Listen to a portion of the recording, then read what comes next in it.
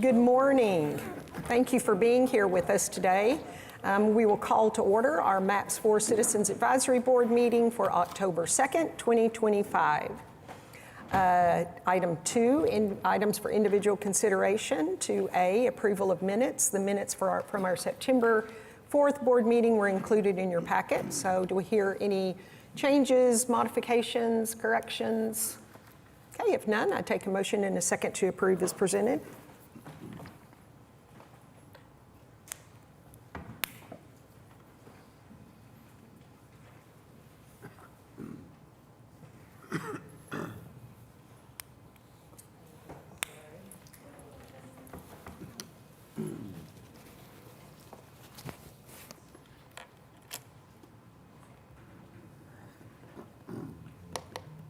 Okay, the motion passes. Thank you. Item 2B, receive the monthly financial report ending August 30th, 2025. Mr. Todd. Thank you, Madam Chair. You have in your packet the financial report. Real quickly, I'll hit the highlights on the revenue side for the month: $13,359,209. Fiscal year of $25,721,216, and for a total of $731,770,431. I want to point out that we are now 3.5% above projections, which is always good news. On the expenditure side for the month, $15,433,427. Fiscal year of $20,355,371, and a total of $391,142,232. Okay. Any questions for Mr. Todd? Okay, to the penny. If not, I take a motion in a second to receive the report.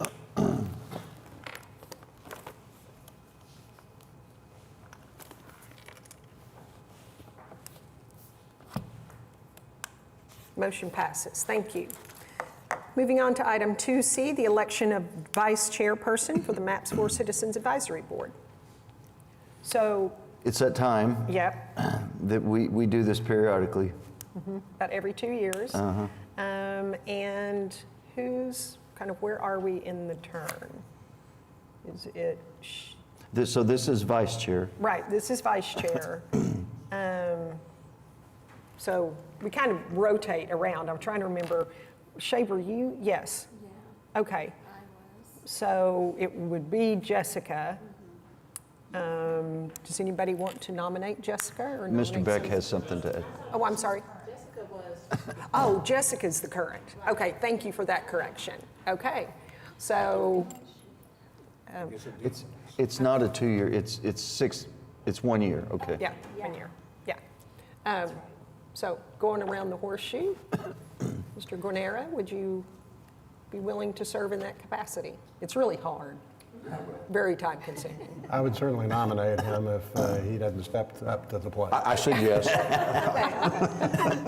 Okay, so maybe Bob, you'll second me? Okay, so we have a motion and a second for Kevin to serve as vice chair. Okay, so I moved and Bob seconded. Oh, well, whatever, it's all good. Okay.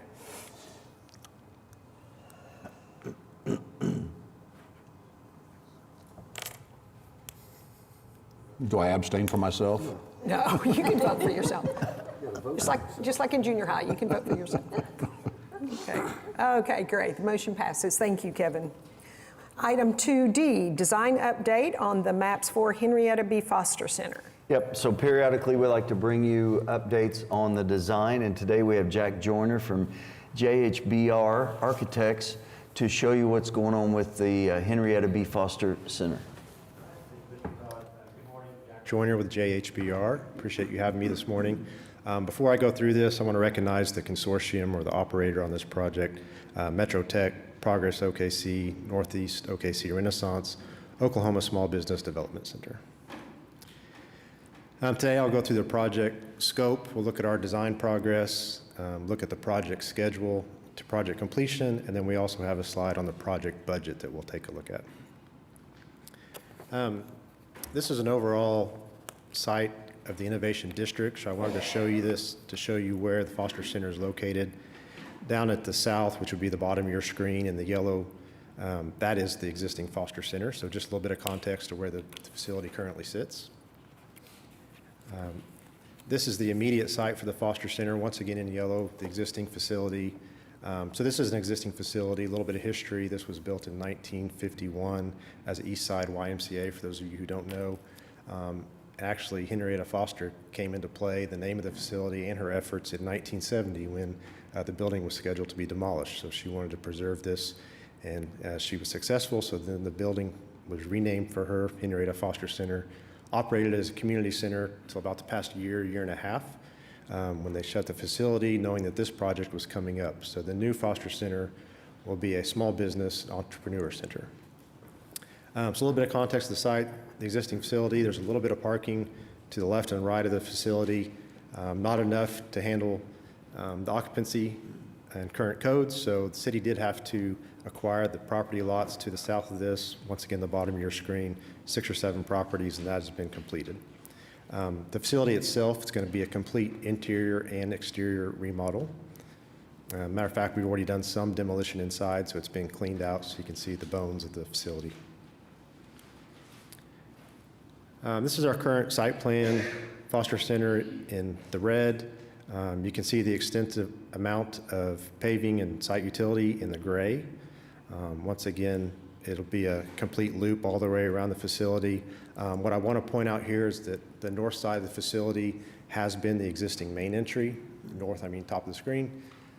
We are proposing to flip that, since the majority of the parking is on the south side. The new main entrance to the facility will be that red dot to the south of the Foster Center. There's also multiple areas for outdoor gathering space, whether it be learning environments, community events, food trucks, whatever they want to do. There's lots of opportunities for outdoor gathering spaces. So this is really a 3-story, 3-level facility. I'm not showing the basement. It's all mechanical. We're not really doing any work there. So we'll start with the 4th floor, and I want to start at the bottom of the page. That would be the new main entrance, that red dot, that's the vestibule. So as you walk into the facility, to the left, you'll be greeted by reception. There is a learning stair directly behind it. There's another stair there in white that'll take you up to a 2nd floor mezzanine that we'll take a look at in a second. To the left, the gymnasium. We're preserving what used to be a competition gymnasium. There's an H.B. Foster Center logo in that flooring that we want to preserve, a little bit of the history of the building. But this is not meant to be competition at this point. It's more of a place where the users of the facility can go shoot some hoops, release some stress. Maybe the kids, for the users, can go and blow off some steam when they're there. So a little bit of nod to the existing facility. If you go back out to the right is administration area. And then you have vertical circulation, you have lobby, stairs, building support areas, which is restrooms, janitors, electrical storage. To the right in the blue, we have conference space. This could be one large conference space, or it could be divided into 3 small meeting rooms. Center of the plan in gray, you have what will be a kitchen. So as part of this base bid in the project, we're going to bring all the infrastructure, utilities to that space, and then hopefully maybe later on as the program develops, the owner will be able to purchase that equipment, or we may be able to include it in this job when we look at our alternate list later on. That's important because in the 3 retail spaces in the purple to the upper right-hand corner, those are going to be spaces that, let's say there's an entrepreneur or small business, they want to go to market with their product, whether it's food, apparel, whatever it is, they can utilize those 3 spaces and sell their product. So to make that happen, we're going to provide new glazing, storefront, new door systems. So off Northwest 4th Street, very visible, and they can test those products. The balance of the 1st floor will be shared workspace in the purple, in the blue, more flexible workspace. These can be conference areas. There's areas for private offices, whatever those entrepreneurs need to get their business off the ground. So 2nd floor, I'll go back to that vertical circulation down to the bottom of the page. So you've got a lobby, you got a stair. Back behind that is a maker space. So this will be for fabricators, artists, anybody who needs a larger space with larger equipment for their activities and their product. I'll go back to that stair in the middle in the gray. That gray is an overlook to the gymnasium and reception below. On that 2nd floor mezzanine, we have a lounge and a podcast studio. That was a specific area asked for by the consortium.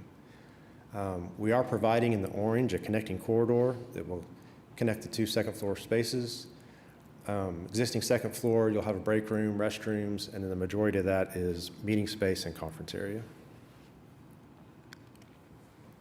So these are a couple of building sections. If we just struck a line and cut all the way through, you can kind of see the different levels. I said it was 3-story, but there's actually 7 different finished floor levels, so it's a little bit of challenge getting vertical circulation correct in this facility. But there in the gray, that would be the front. As you walked in, you see the stair up to the second floor mezzanine. You see to the left the gymnasium, the 2-volume space that we're preserving.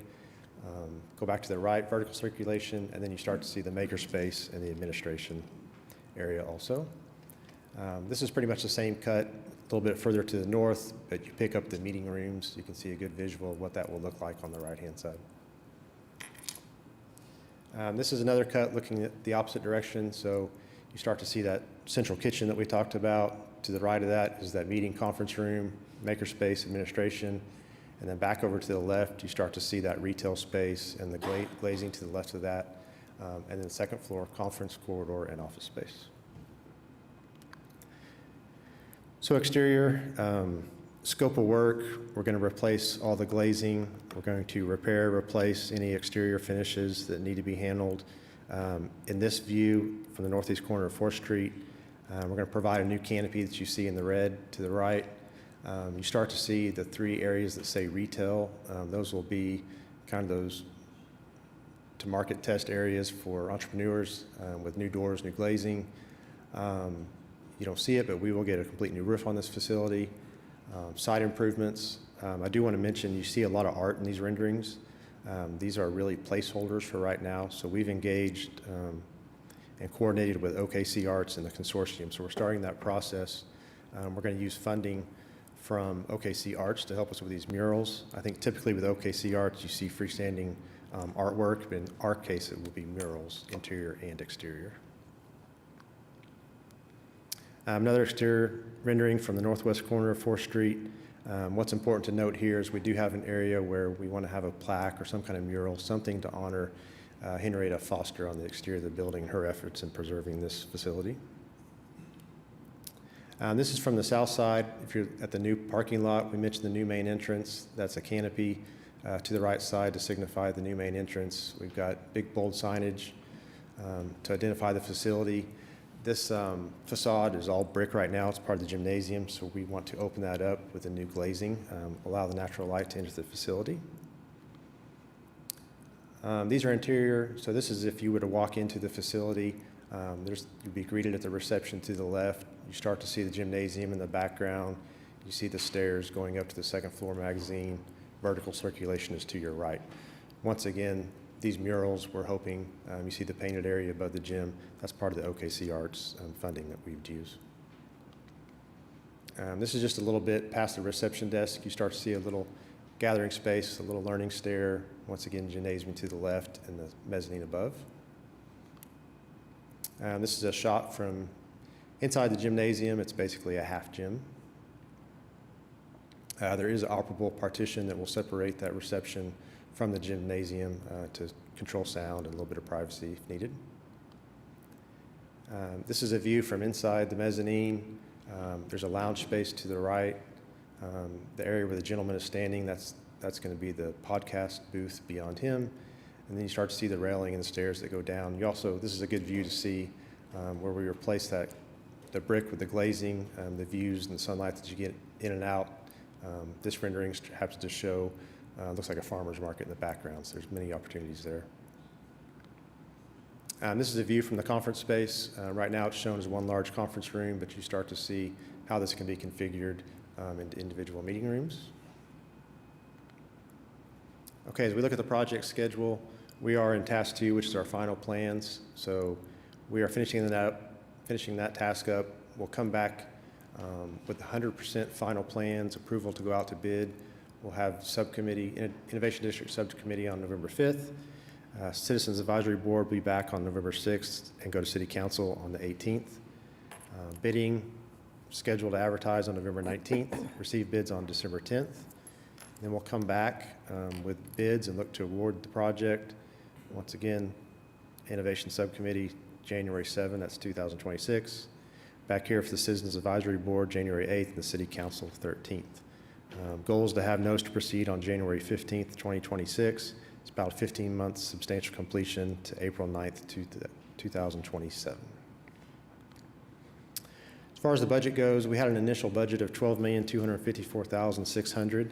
We did have an early demolition phase that I mentioned. That was $181,000. So our new budget is just over $12 million.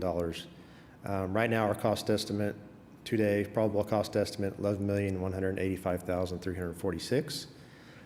So we're optimistic that it will be even less, and we'll be able to accept many of these alternates that are listed below. We have systems furniture on first and second floor. We have the commercial kitchen equipment that I mentioned earlier. There's an existing boiler in the basement we'd like to remove if we can. If not, it's not critical. And then some alternates for gymnasium glazing and the south canopy component. And I think that is all I have. If you have any questions. Okay, any questions? Bob? Yeah, I have a couple of questions. In the very first slide, the aerial view of the site, there were 3 buildings over to the east of the center. What are those and what happens to them? To the east. I believe it's to the east, yes.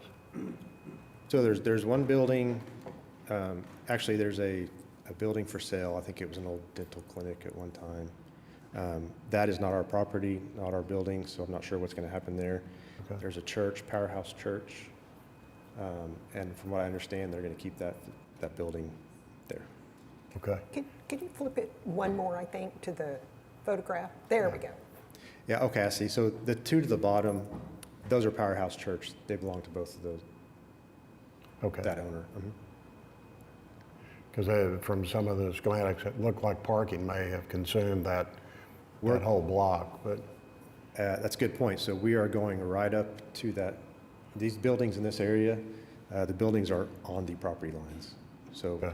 yeah, we're going to go right up to that Powerhouse Church and the facility on the corner that's currently unoccupied. and the second question I had, why is the boiler removal an alternative? I would think that would be a Well, it's major thing you'd want to do. Yeah, we're not reusing that boiler. It's going to be inactive, so it would be nice. This would probably be the only opportunity to get it out without being a further disruption. But if you leave it, it's not critical to the project. But it's in the basement. It's in the basement. Yeah. Okay. Other questions? Great questions. Okay. Thank you so much for the update. Yep, thank you. Appreciate it. We'll see you next month. Thank you. Okay. Item 2E, update or design update on the Clara Luper Civil Rights Center. Similarly, we have an update for you on the Clara Luper Civil Rights Center. Colin Fleck from Bacchus Payne Architects is here today. Hi, Colin. Good morning. Nice to see you all today. There we go. Design update. We just submitted 65% drawings on this project. And one of the things that is particularly new to the scope of the project to date is the exhibition design process. And so that's the real design update for today, but I'll walk you through where we're at in the process as well. So just to refamiliarize you all with the property, it's just north of 23rd and Martin Luther King Avenue. You'll see them highlighted there. We've got the yellow highlight is the project site, and you'll see the pink with the little green building is the existing Freedom Center where Clara Luper organized her movement out of. So this is the proposed site plan. So everything turned 90 degrees. So north is to the right here. You'll see that the 2 parcels here have the building on the south parcel and parking on the north parcel. And there are plans for future additions to go to the south of the building and also to receive some landscaping and some exterior interpretive elements like an outdoor plaza on that north parcel as well. The main entry faces north, so they want to encourage visitors to come in and learn and visit, and then when they leave to actually take a journey over to the Freedom Center. So part of what these future projects will do will be to create that connection, to have some exterior storytelling as well for that. We're 2.25 acres total. The building footprint is about 17,600 square feet, and we've got a total of 117 parking spaces. We have reduced our parking as much as possible You can see we're a little squeezed for land there, but we do have some event spaces that drive our parking count up. So we wanted to squeeze in as many as we could without going overboard there. This is the floor plan, and we've highlighted some of the different areas within the floor plan. We've got Freedom Hall, which is sort of the anchor of the project. It's a dividable room, so it can be rented out for banquets, events, family reunions, all sorts. We do have a pre-function gallery attached to that that's going to, it'll serve for pre-function, but it'll also have storytelling and exhibits around the walls in there as well. Then we have our community spaces, and several of these will also have interpretive elements on them. So we've got classroom, boardroom, a lounge. The boardroom and the classrooms will be used for student groups to come through and have programs for school groups. The boardroom can be rented out for use by different community groups as well. And then the lounge is a space to enter and sort of collect and reflect as well. So it serves more as like a lobby. The yellow here you'll see is the admin suite, and everything to the left of that admin suite is where a future addition would tie on to the building. So we've got this long gallery hall, and we'll show it here in the pink. This long gallery hall will eventually connect to the future addition. But these pink spaces are the areas where we are contracted to provide exhibit storytelling, and we have engaged an exhibit designer, Gallagher and Associates. They've done all of the work at FAM and as well as the National Memorial. And they've got an active project here as well right now for the memorial. So we're excited to work with them. They've been really, really great to work with. Just some renderings of the outside. This is from the northeast, looking back at the building. You'll see we've got a blend of utility brick and fiber cement concrete look panels up above. And you'll see there's a lot of empty green space out in front. We don't have that landscape package just yet. It's coming as another project later on. So it looks a little stark right now, but it'll have some landscaping that comes in shortly to help spruce it up a bit. This is from the south looking back to the northwest. And you'll see there where those people are standing out in front of that door is where that future addition will tie on. And then this is the primary east facade across the street. And right now, you'll see the large mass on the right-hand side. We're looking at some exterior projection mapping with just basically outdoor video equipment that will give it a nice presence at night. And from there, we're going to step into some of the work that's been going on with the exhibit designer. So this is actually from our workshop a couple of weeks ago. And so what you're going to see here is actually a live document. It's got sticky notes on it. It's got red lines. But this is just where we're at in the process. And we thought it was an interesting peek into how it's been going. So we've been working through those three primary spaces, the lounge, the pre-function, and the exhibit hallway. So this is from the lounge, and what you'll see is we're looking at trying to bring in a little bit of color from the outside and the inside. So the things that you see, these angled fins here that are highlighted are acrylic panels that will have some color. They'll have some inspirational quotes and words and things like that on them.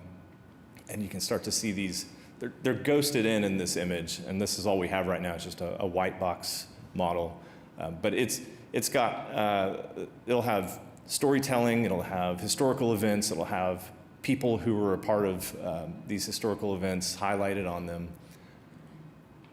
And so we'll just walk through a few of these different elevations, looking at, this is the main entry wall right next to the reception desk. It's an introduction to the facility.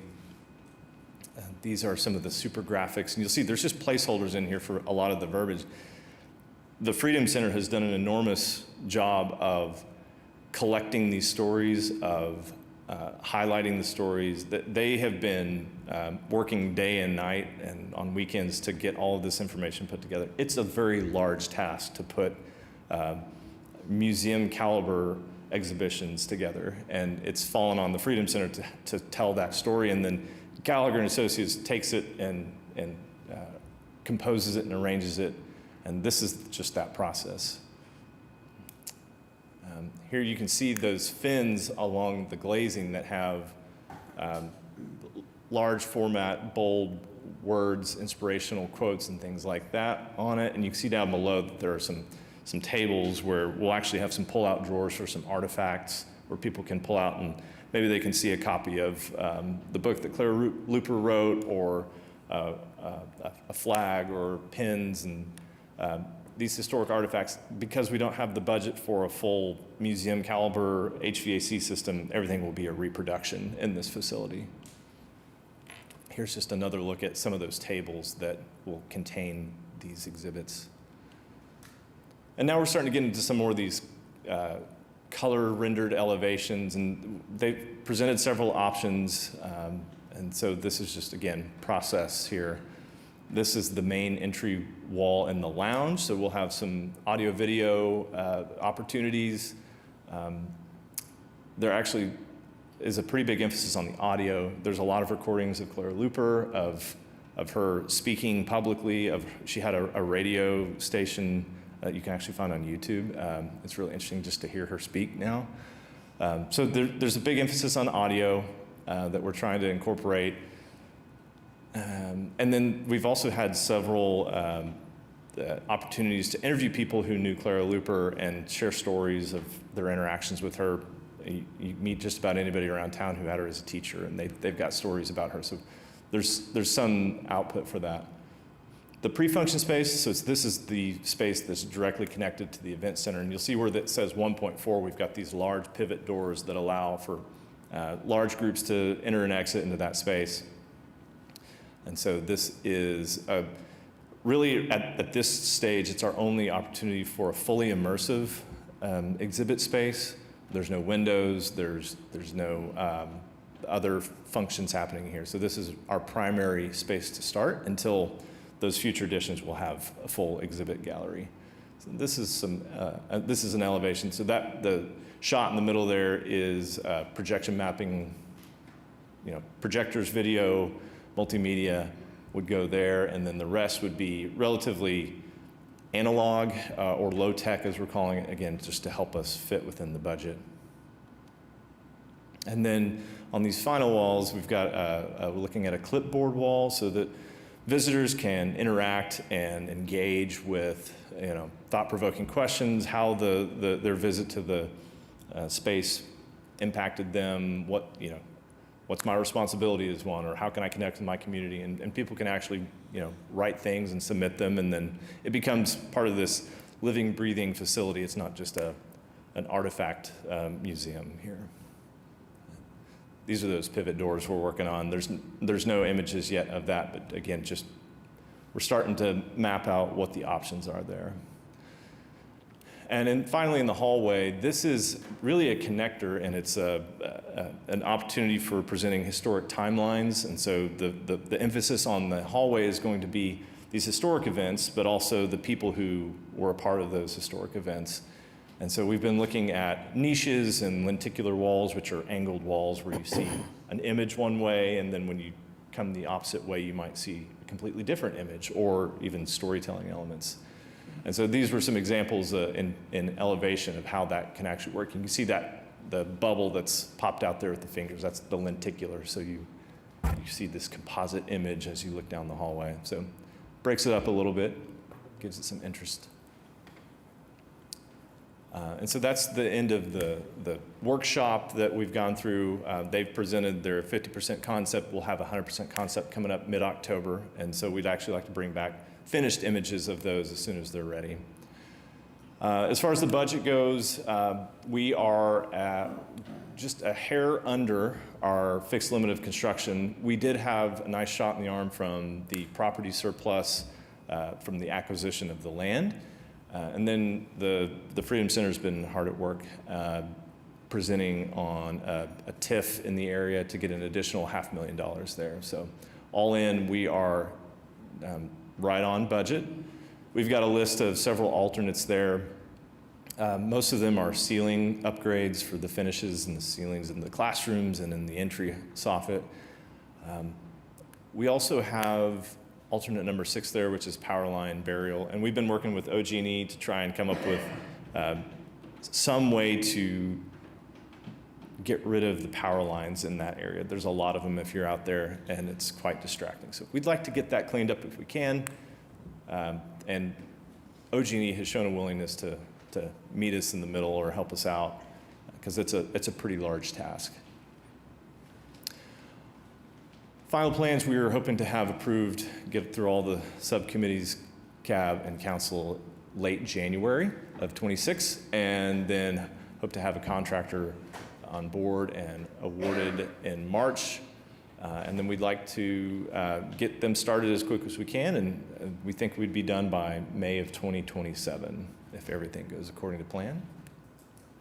And that's what I have for you today on that one. Okay. Any questions of Colin? Yes. Monique? Could you go back to the picture with the parking? Yes. And this is my question, I just thought about it. Is there a place for bus parking? Or are we going to use a different place? I mean, because, essentially we'll want schools to come for field trips. Right. So we've actually, since this was drawn and presented here, we've actually worked in a bus drop-off on the north side of the building. Okay. And then you'll notice on the north parking lot, which is to the right here, we're planning for those spaces in the middle to have pull-through to where a bus would just park across both of those spaces. Oh, okay. So that's our plan right now. Okay. Great question. Any other? Yes, Chelsea. You might not be able to answer this question, but I'm curious, especially after seeing both of these projects next to each other, they're close enough that I'm curious what the other transit plans or if there's any other opportunity for us to be looking at a greater scheme of how maps might influence connectivity in the area. I just might also not have read up on what is out there already, so if there's any information you could provide, that'd be awesome. There are efforts working right now with the sidewalk group. They're actually going to do some of the improvements in front of the building to help stretch this budget, because it specifically says sidewalks along the MLK corridor. So some of that is being done. There is a plan for a bus stop here as well. It hasn't been located specifically. We've been, as part of that connectivity project and the folks that are involved with that, looking at where that bus stop wants to be in relation to this building. We think that it's going to be somewhere either really close or in front of not right in front of the building, but we're looking at spaces along there with some of the other folks that are working on that effort. Good question. Anything else? Any other questions? Okay, thank you so much. Thank you. Appreciate you. Right. Item 2F, recommend receipt of preliminary report for the MAPS 4 Youth Center Phase 1. So this is also Colin Fleck from Bacchus Payne.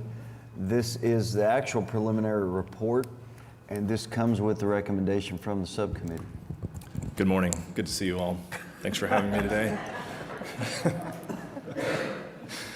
Very excited to be here. Yes. This has been a long time coming on this project. As you may know, we worked on the site selection for this project as well, and we've got a big heart for this one, just like we do with the Freedom Center and the Civil Rights Center. So let's jump in here. The objective of this was to provide after-school programs for youth in areas of need across the city. So that was part of our first effort, was identifying where the greatest need was throughout the city. So we visited all parts of town. We met with lots of different stakeholders, from schools, police, Embark, of course the Boys and Girls Club, who's the operator for this one, and that is how these sites were selected. Woodson Park was designated to be the first one. It's very high profile. It's got all the right ingredients to be successful, and so that is where we start. We worked with Tina Belsick at the Boys and Girls Club and her staff to develop the program, and to date, this is the full program. What we have designed is the full program. There have been a few modifications to it to help make it a little bit more efficient and take a few spaces out that may not have been fully needed at the time. But we've got 3 basic zones. We've got administrative zone 1, or A. Discovery is the second one that we are calling. These are the elementary school, middle school, high school lounges and learning labs. Both youth and teen have demo kitchens to encourage healthy eating and learning how to prepare food. And then we've got game rooms, we've got a canteen, we've got a dining hall.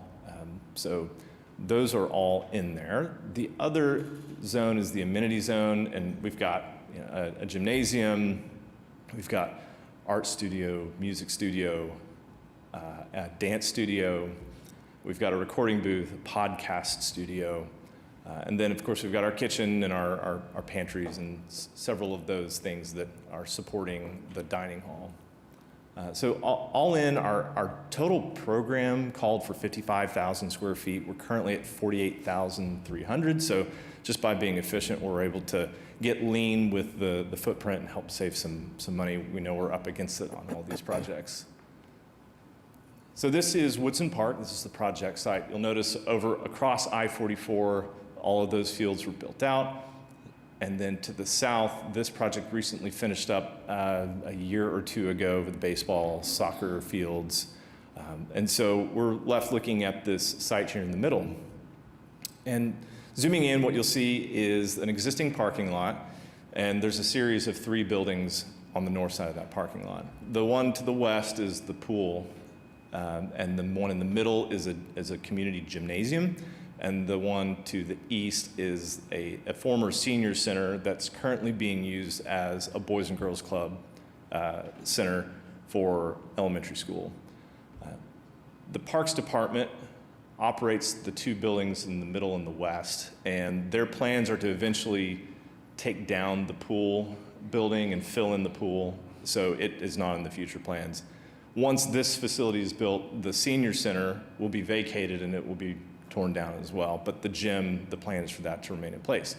So we don't think we'll need all of that parking for all of those buildings at that point. So our just right in the middle here, you'll see there's kind of a green space right along where it says Southwest 33rd, and so that's where we're gonna move to put our building. So here's the proposed footprint, and you'll see we cut that parking lot in half and we put in some new parking there just south of the building with a turnaround. One of the big challenges at the Boys and Girls Club current facility at Memorial Park is they have a heavy demand for drop-off and pickup. The kids aren't driving themselves, so parking really is for staff. So we have long lines of cars at pickup time that spill onto Western. And so we're trying to avoid long lines of cars spilling out onto May. And so we've actually got 2 drop-off and pickup areas, one along the south and one along the east. And what we've found is that the teens and the youth like to have separate entrances. You know, the teens are too cool to go in with the little kids. And so the east side has the teen entrance and the south side has the youth entrance.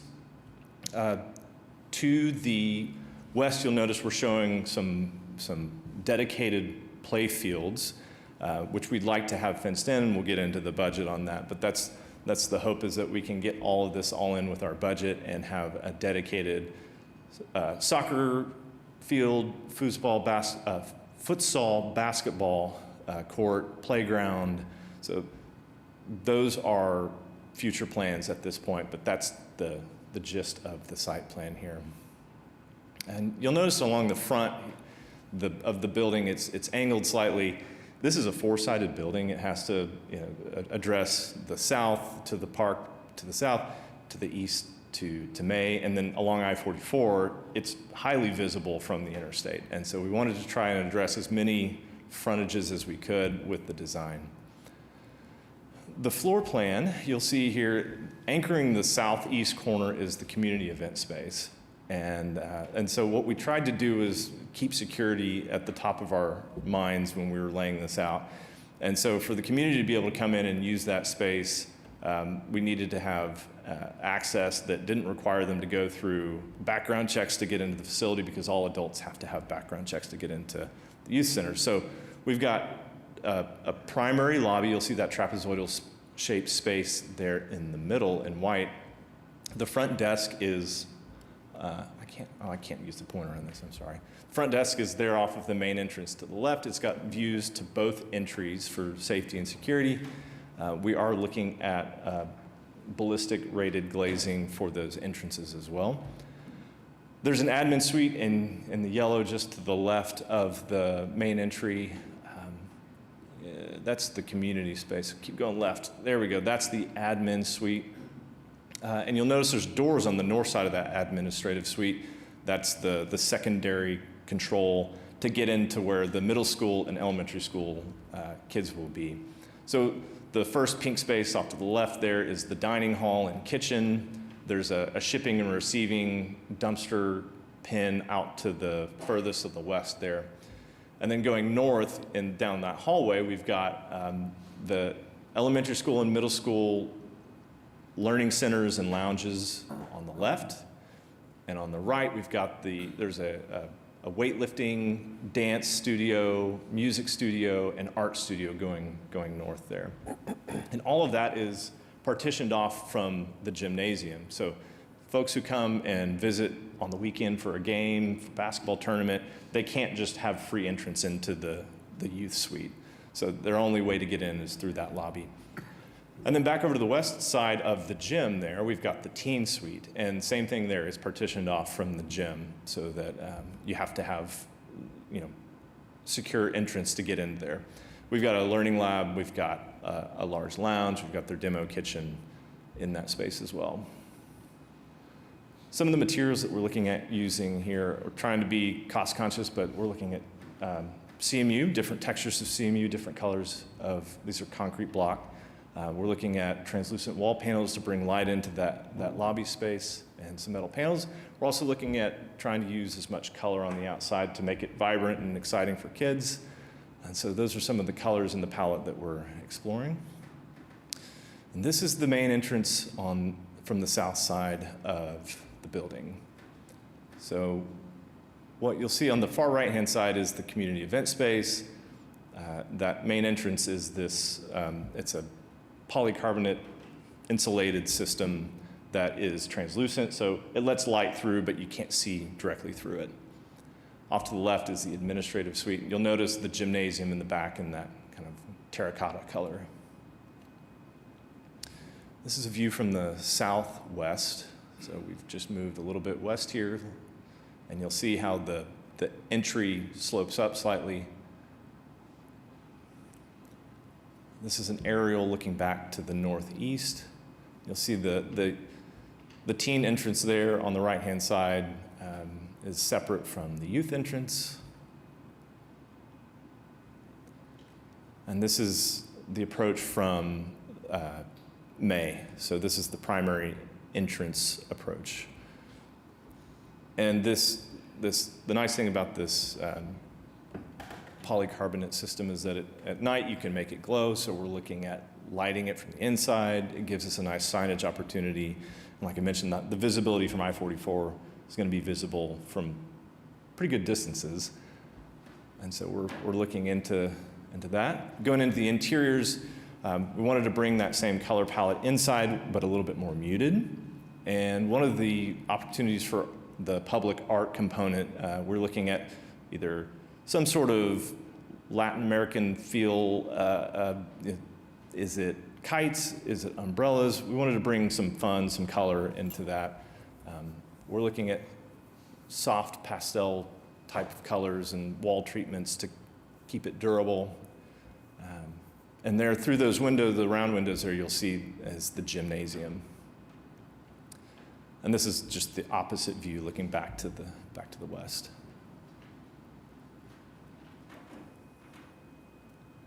This is the main desk. You'll notice how happy everyone is in these renderings. They're all very happy, very happy. This is the gymnasium looking back towards the lobby. Very functional. It's about as tight as we could get it. Again, square footage, dollars. We've got a double gym in here that they can use for basketball tournaments and games.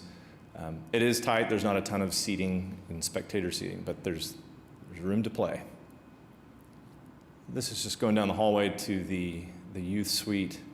And you'll notice a repetition of these round windows. We want to encourage visibility into all the spaces. That's for safety and security from an operator standpoint and keeping kids safe. We also will have a hardened room for storm shelter that can also be used as an area of refuge in the event that there's an active shooter. So we're trying to provide outlets for that. That's been a big concern of both the operator of the community event sessions that we've had. People are always very interested in how we're going to handle that. This is the youth lounge. So this is elementary school side. So the smaller kids will be in here. The overhead doors that you see there lead into the learning labs, so we can open those up and use it as one big space. They actually will have operable partitions inside as well. And so those 3 individual rooms can be opened up to one big room. We're trying to just give as much flexibility as we can for future programming. And this is the dining hall. Again, lots of natural light. That was a big priority for all of these spaces. And currently, we're working on budget, and this identifies one chunk of the square footage that would possibly be an alternate. We are trying to do everything we can to get it all in one to start. And so the MAPS 4 budget was almost 0.8 million, and we've got several alternates here. We've got some of the specialty flooring for the gym and the dance floors, the full gym fit out. We're looking at sponsorship opportunities to maybe help with some of those, but we're also looking at different ways to find more money because it is a series of 4 projects, and we've got the bond coming up. So there are some opportunities there for additional funds to come in. On the schedule, the preliminary report was that's what we're here for today, and then the final plans we think will be in April of 26 with bidding in May of 26 and construction beginning in June of 2026. We're looking at 14 to 16 months of construction for this, so it would be likely fall of 2027 for construction completion. And this is where I pick up. So there was a spirited discussion at the subcommittee, and understandably so. Remember that this is a preliminary report. We're still 6 months away from final plans. Colin would like it to be 9, but I'm going to say 6. We're still a ways away from final plans, and Colin is working on his estimating is not every little detail right now. He's working on what we'd call square footage costs. You've all probably seen that before. So we hope that this gets honed in a little better, but we do have a significant gap here within the budget. And as Colin mentioned, if we're so fortunate that the bond issue passes, then we would have that money available at a later time. So I'm going to take you through this, what at the time that we award the contract, what I'll be more than likely asking you to do. And this is our path to get this to a point where it needs to be. So we got the bond issue coming up in about 2 weeks. Here's our estimated construction period. So we're looking at June of 26, somewhere right around there to start the project. Then we also have the second youth center, and this was another possibility that was discussed, is that the second youth center is a remodel. We had a full building budgeted in that. It already has a gym. It already has some classrooms. We will make that facility every bit as good as this one, but there could be some savings in there that we could move from that. Of course, I'm saying this with your blessing and council's blessing. A lot of things to have to go, but possibility there. So what we would be looking at is much like what I'd ask you to do is much like we did with the Coliseum and kind of like what we did with Palomar, and that is an advance of money within the program until a point where, for instance, the bond could pay us back or pay that back for that construction. So that would keep us moving and keep the project going in the direction that we've got going right now. We have a significant amount of money in the bank right now because a couple of projects have been delayed a little bit because of operator issues, just various issues, trying to get them going. So we have the money there. It's not going to get us in any kind of significant distress as far as the overall funds of the plan. What we try to keep is about a $20 million floor on there if we ever get close to that. So that's our number. So just wanted you to know that this is what was talked about in the subcommittee, and this is a possibility that we might be asking you in the future. But not today. Not today, no. Be clear. Yes, Kevin? Yeah, David, you said the conversation was pretty spirited. Was there an opposition group? Well, only from the standpoint that there's not enough money and they wanted to delay it until a later point. They wanted to start looking at just arbitrarily, this, I don't want to say it was discussed about arbitrarily taking money out of other phases or reducing it down to 3 wellness or youth centers instead of 4. This is our path to make sure we provide 4. Okay. Other questions? Of either color? Thank you. I was just a little confused on where does Youth Center 2 fit into this equation, and where is it at? So it was just discussed that it being a remodel, and we've started the design, we've started the selection of an architect already to get to a point where we know what we're doing with that building, and if there's any money there or in Wellness Center, I keep saying Wellness Center, Youth Center 4 also. Okay. There, it's also Taking from a one of the remodel. other projects, Right. okay. And where is Youth Center 2 at?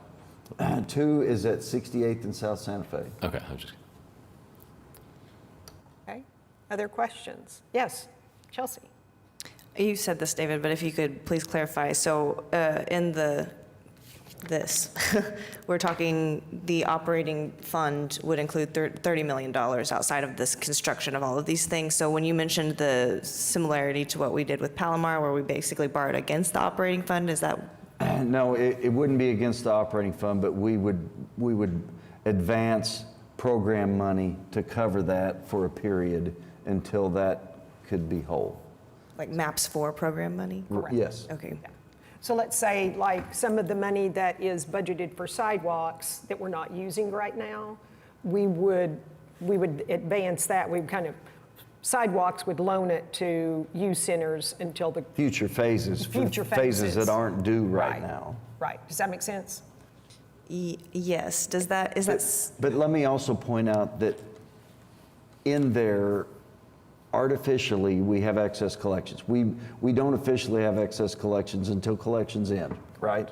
But there is more money in there timing-wise than what was anticipated. So we have a little bit of extra. Yeah. So it wouldn't be necessarily removing the funding from that project and No. going to council to vote to move it out? And nothing would suffer because of it. Okay, thank you. Yep. Okay. Any other questions? Okay. Thank you so much. So we need to receive the preliminary report for the MAPS 4 youth centers. Take a motion in a second.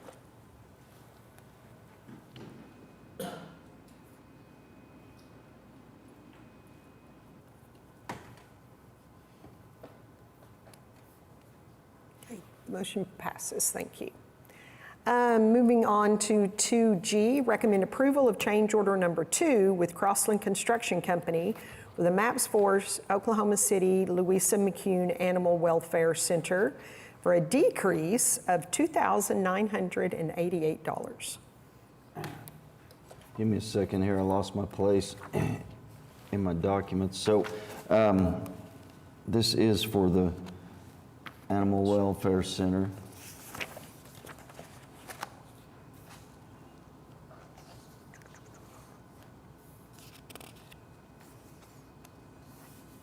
Okay, found my place. So we're under construction right now. Everything's going well out there. You'll see that there's a couple of items on here. Fence barrier, the biggest item is a sewer pipe modification credit. So there's actually a credit of $68,000 going from the cast iron to the PVC. There's some additional steel. Just these are all pretty much routine construction items, and there's an additional 5 days because of all the weather that we had this summer, but that's really at no cost. So for a total decrease of $2,000. That's right, a decrease of $2,988. Okay, any questions? Okay, if not, I'd take a motion in a second to approve.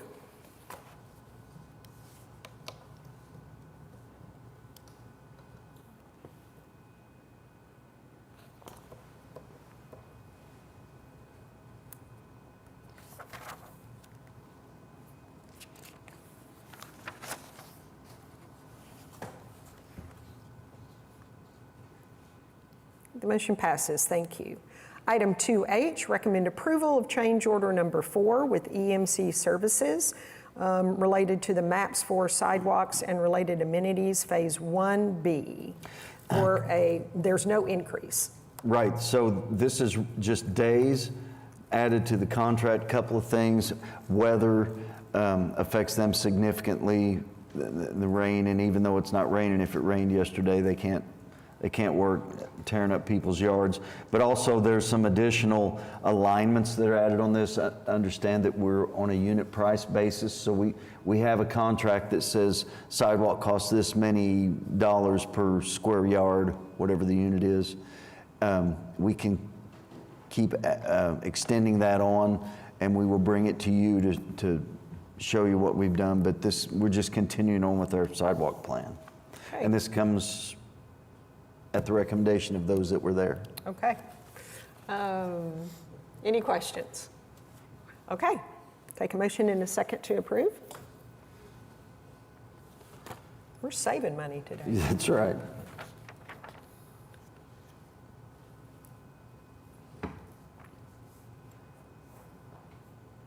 The motion passes.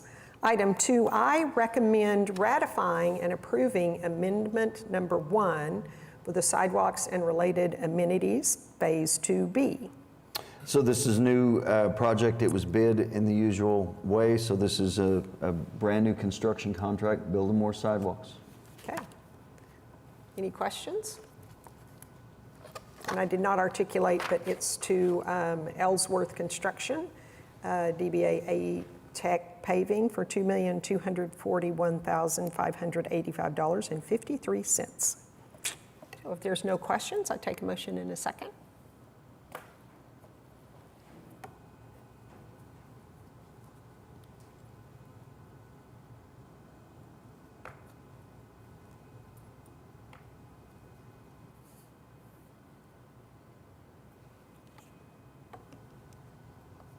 The motion passes, thank you. Item 2J, recommend approval of amendment number 4 with Atlas Paving Company for MAPS 4 bus stop improvements, Phase 1, for a decrease of $13,202.85. So this is a final acceptance of the project. This is Phase 1 of the bus stop improvements. Again, that decrease is because we have that unit price contract. So as we reconcile at the end of the job, if we had on there that they were going to build 5,000 square yards of driveway and they only built 4,860, that's how much they get paid for, and we deduct that out of the contract, that difference. So that's why this one ended up as a decrease at the end. Okay, any questions? Okay, if not, I'd take a motion in a second.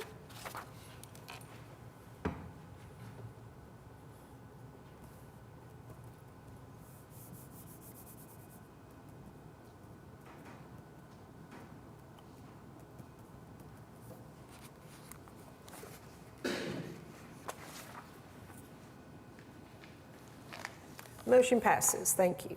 Item 2K, recommend approval of engineering services contract with Kimley Horn and Associates for the MAPS 4 bus stop improvements, Phase 2, for a fee of $574,000. So we just finished that phase 1 that you just saw on the previous item. This is for phase 2, same company, same work, same people, and we've completed 140 previously, and this one will take us up another 170 bus stops. Okay, any questions? Okay, take a motion in a second.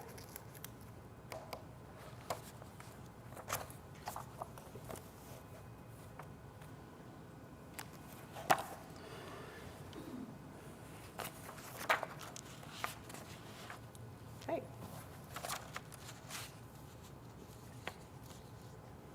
Motion passes. Item 2L, recommend approval of change order number 4 with Wynn Construction Company for the MAPS 4 diversion hub for an increase of $261,978.10. So this project is fairly well along. I hope you've had a chance to get out there and see it. I know some of you went on the tour last month.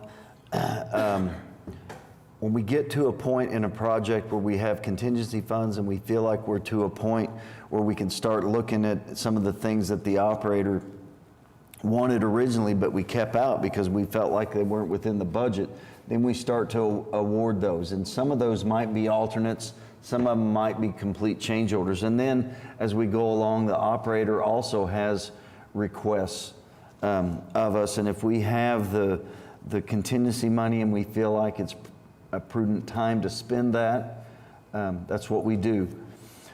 So you have several things on here. Some of them are routine things. The biggest part of this is really changing these meeting room and gathering rooms into offices, because just in the time that we've been building this facility, the diversion hub has grown. More need, and they brought on more employees, and they see a need for more offices rather than a conference room, for instance, or just a gathering space. So there's 3 items on here that are really just to change that to office space. And then there's some minimal things on here, you know, $600 for paint and a exhaust fan. So if you have any specific questions on this, I'll try to answer them, but we feel really good with where we are. We have $900,000 in contingency right now with this project. That's fantastic. And we're looking at opening it in April. Oh, that's great news. Okay, any questions? Okay, if not, I'd take a motion in a second to approve. Cast your votes.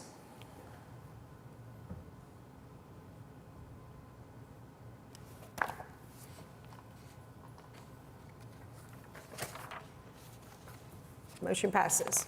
Item 2M, recommend approval of change order number 2 with Crosslink Construction Company, MAPS 4 Family Justice Center for an increase of $23,847. Bulk of this change order is for the door hardware modifications, just to change the way the doorway sets are based on building code, and then there's a excavation item, and then 4 days of time.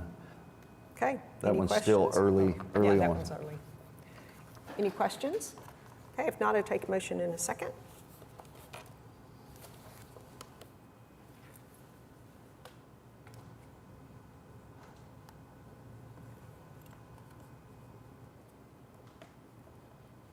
Motion passes. Item 2N, recommend approval of change order number 19 with Flintco on the MAPS 4 Fairgrounds Coliseum for an increase of $100,812. Along that same line, this project has been finished. I hope to be bringing you an actual final acceptance here real soon, but trying to wrap up all the little loose ends as they go into operations, and find out that we should have had a bracket for the shot clock, heat trace on a backflow preventer.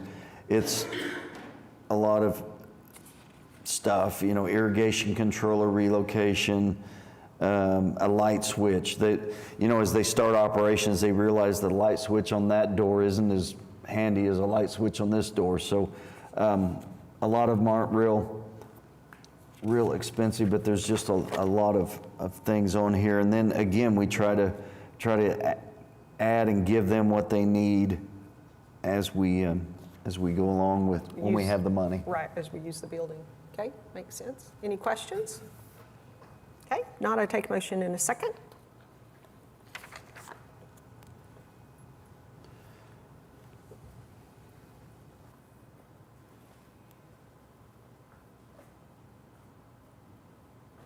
Motion passes.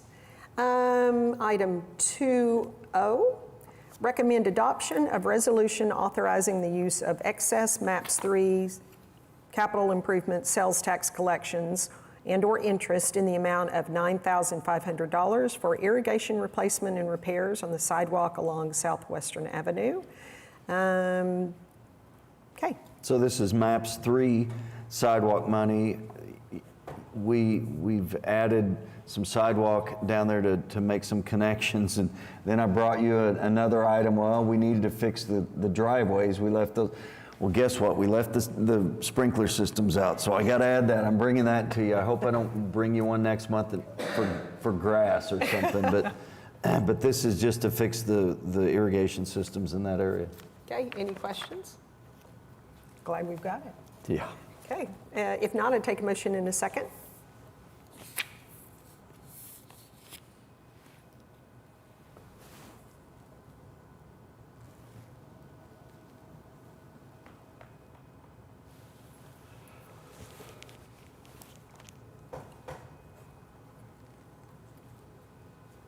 Mr. Votes?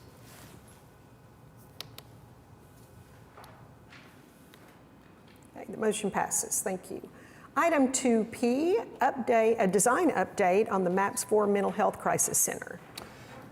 So again, like we were doing earlier in the meeting, update on the projects. Crystal Dinker from SA Studio is here, take you through the Mental Health Crisis Center plans.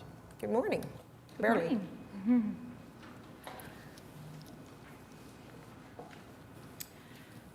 Good morning. My name is Crystal Dinker with SA Studio, and I am here to do a design update for the Oklahoma City Mental Health Crisis Center. Our project site is located at 13th and Lottie. This is an exterior rendering of the building, looking at the walk-in entry at the front, where the main parking will be. This is another view of the front of the building, looking in the administrative office wing. This is the interior rendering of the Urgent Recovery Center. We are trying to do tall ceilings, organic shapes, lots of soothing colors, and natural light. This is an interior rendering of the Crisis Stabilization Unit social living area. This is our current floor plan. We have 5 different components to our program: the entry-exit, the Urgent Recovery Center, the Crisis Stabilization Unit, the Shared Staff Services Area, and the Administration Wing. In our entry and exit, we have 2 different sally ports. The first one will be kind of a public walk-in entry. As you walk into the main vestibule, there'll be some visitor waiting and a visitor toilet. And then the second entry will be the first responder entry, and that will have a warm handoff that is secure, as well as a countertop with a small workstation to allow any first responders that need to sit down and do some paperwork before they head back out. And they will also have their own restroom. In the center of this entry and exit, there is a security office. It will look both into the sally port of the walk-in entry and the first responder entry. And it is also visible and has access to the screening and processing area. Off the screening and processing area, there is a toilet shower room, there is a consultation room, a clean clothes storage room, a staff work area, and an exam room. And then just off of that area, there's a large personal property storage area. This will be where, when consumers bring personal items into the facility and they are admitted, they will store those items for the duration of their stay here. The next component is the Urgent Recovery Center.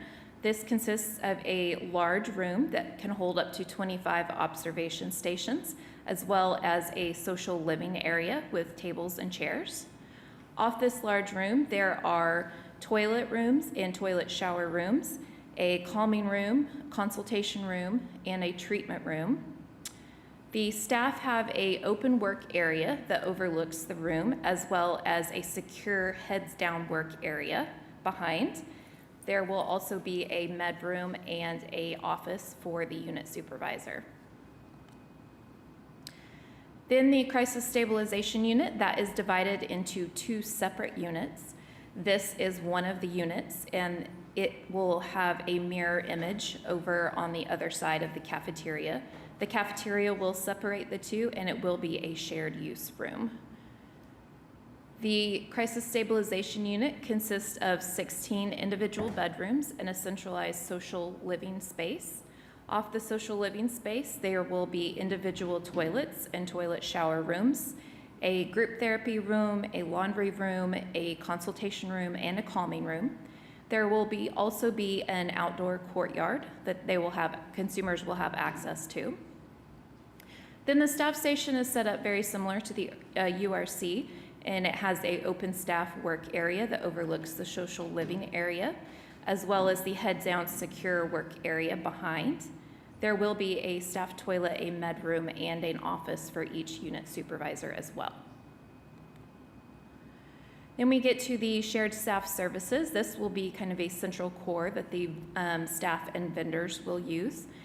This will be shared between the Urgent Recovery Center and the Crisis Stabilization units. It will include a kitchen, a housekeeping, any bulk storage areas, a staff laundry room, clean utility, soiled utility, and all the mechanical and electrical areas. We have been working with Oswalt Kitchen Supply, and on the kitchen equipment layout, we were able to do a full independent kitchen for this facility. It will consist of a walk-in cooler, a walk-in freezer, beverage dispensers, ice machines, a dishwashing machine, plenty of heating cabinets to keep food warm as they're moved to the unit, as well as a 6-burner stove and oven. In the cafeteria, there will be beverage dispensers for the consumers to use, and then we have a servery right off the cafeteria. This is where the food will be brought to be held in hot warming cabinets until it is served to the consumers in the cafeteria. There will also be a microwave and a refrigerator in there, so they can store trays in the refrigerator should someone come in after hours when the kitchen is not meals being prepared, they can heat those up for them and serve them at any point throughout the night. And then lastly, we have our administrative wing. This is a combination of individual offices and shared offices. It also includes the conference room, the staff lounge, and some staff toilets. So we've been doing a lot of work since the preliminary report came out. We are building everything for the construction documents in 3D modeling in Revit. We have the architectural model, and then we have had all of the structural components added in. Then we've also added in all of our building systems in 3D. This includes our HVAC, our electrical, and our plumbing. So we're kind of currently going through looking for any conflicts between structure, HVAC ducts, looking for anything that needs detailed, anything unusual that might cause problems during construction. We are ordering samples of brick and stone to look at exterior material options to make those selections. We have been working with the user on interior finish selections. This is what has been selected for the administrative areas, keeping it very neutral, very simple, mainly carpet, paint, plastic laminate. And then these are the interior finishes for the consumer areas. We're trying to bring in warmer wood tones, soft, soothing colors, not pick anything with a bold pattern or a bright color, just so we can try to keep everything calm and soothing for them. We have been working through all of the product selection as well. As you can imagine, the majority of this building will have very specialized products for behavioral health that are tamper resistant, is ligature resistant and is elopement resistant. So we are going through, looking at all the different options for these, comparing prices, comparing the product themselves, what they're constructed of, and trying to make the best possible decisions for cost effectiveness, but also ensure the safety of the consumers and the staff. We are also doing the same thing with furniture selection. We have been talking with 3 different furniture vendors, and we are also working with the user to determine what rooms furniture needs to be attached to the walls and the floor, and what rooms they can be loose but ballasted, which is weighted down with sand, and what the requirements for those weight is for each of those pieces of furniture. We are proposing 3 different alternates for this project. Everything not in a colored area is part of the base bid, and that is going to include the security entry and exit, the urgent recovery center, the majority of the administrative areas, the entire service core, including the kitchen, the cafeteria, and 1 of the 16-bed crisis stabilization units. The area in green is alternate 1A. It is part of the second set of the crisis stabilization unit. It includes 8 beds, the outdoor space, and the support spaces. Alternate 1B is in the yellow, and that is an additional 8 beds for the crisis stabilization unit. And alternate number 2 is in the blue, and that is some administrative areas that could potentially be located off-site. Looking at our project budget, it is at $11,456,100. Our base bid construction estimate is coming in about $10,795,000. Alternate 1A, which is the 8 beds plus the support spaces and the outdoor courtyard, is coming in at $1,724,000. Alternate 1B is the additional 8 beds for the CSU unit, and that is $587,400. And then alternate 2 is the administrative areas, and that is coming in at $135,750. Our schedule, this is our schedule update. We've had a lot of movement in the last month, a lot of things happening with the existing site. The state has begun doing the land acquisition for the city. The process has been started, and we are hoping to get that done in the next month or 2.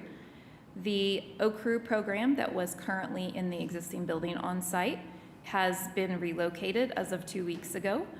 And then the Lottie House has also been given their notice that they will need to relocate. As you may recall, the demolition of the building and items on the existing site is by private donation. We are anticipating that they will be sending a bid package out for that for contractors in October. So we are hoping by December to see some movement on the site actually with the demolition starting. We plan in January of 26 to bring final plans for approval to the subcommittee, CABS, and City Council. That would allow us to send the project out to bid with a March 2026 contract award date and a notice to proceed to our contractor in April of 26. And then that would put our construction completion in July of 2027. Any questions? Any questions about this project? Bob? Not so much a design question, just remind me, who's the operator for the crisis center? Oklahoma Department of Mental Health. Okay, I thought that was the case. And a broader question, probably not for discussion today, but how do we define a mental health crisis?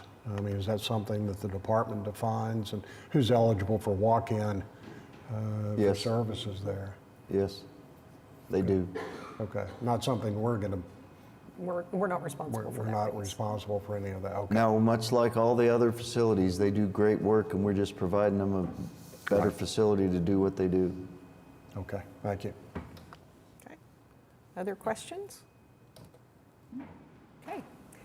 Thank you so much for your presentation and update. Appreciate it. All righty, moving on to item 3, discussion items. Mr. Todd, do we have anything? Nothing. Okay. Item 4, Citizens Advisory Subcommittee reports. Any of the subcommittees have anything to report? I would just say Innovation and Civil Rights, both of those committees, we had the presentations today, so glad to see those projects moving forward. Get the design, a final design shortly.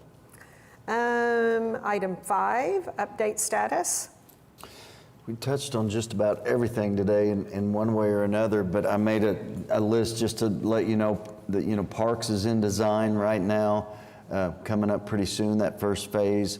Beautification is now in design, a lot going on behind the scenes on that. And then also the multipurpose stadium is moving along, just nothing to show you yet. Okay, all righty.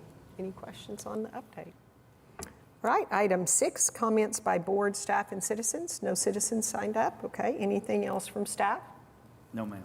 Any board comments? Bob? Just a quick comment. Of course, the Coliseum at the fairgrounds is complete other than these last minute details we've dealt with today. If you have not been there, you need to go see what the Coliseum looks like. We took our granddaughters to Disney on Ice, and 8 and 10 years old, and their mouths dropped open at how phenomenal that facility is. It's just gorgeous and just so very functional as well. And with all due respect to Jim Norick, far better than the Norick Center in terms of its functionality. So again, if you haven't been out there to take a look or been to an event there, go see it. It's well worth it. It really is spectacular. And thank you for your work on that for a long time.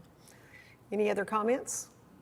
Okay, if not, item 7, we are adjourned. Thank you for being here.